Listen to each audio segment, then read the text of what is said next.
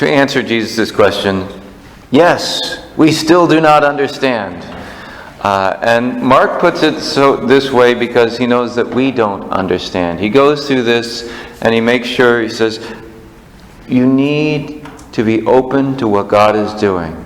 You know, for us to look back 2,000 years, it's easy for us to say, how come they didn't get it? You know, okay, they brought one loaf, but, you know, he had just multiplied for 5,000, for 4,000, and they had plenty of bread left over.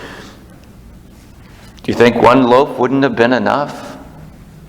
And yet, it's so easy for us to look back and say, well, those foolish disciples.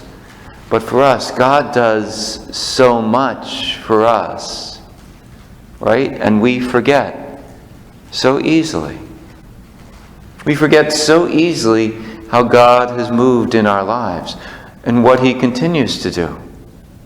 And so we end up getting anxious and afraid. And you know, there are two things that Satan usually uses to keep us from being under God's protection: fear and pride. Pride, I can do this on my own, or conversely, the other side of pride, which is where I say, I am so sinful, even God can't forgive me. Or the other piece is fear. I'm afraid that God isn't going to take care of me. I'm afraid, I'm anxious. And so instead of running and embracing the heart of God, we're trying to take care of it ourselves.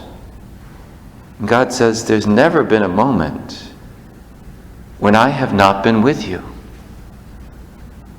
And so often we look into the future and we say, well, how is He going to take care of this? And I need to make sure I do this and that and take care of this problem. He says, I will be there because I am.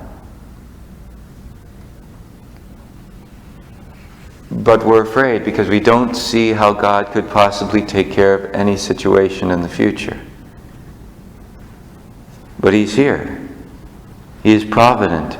He takes care of us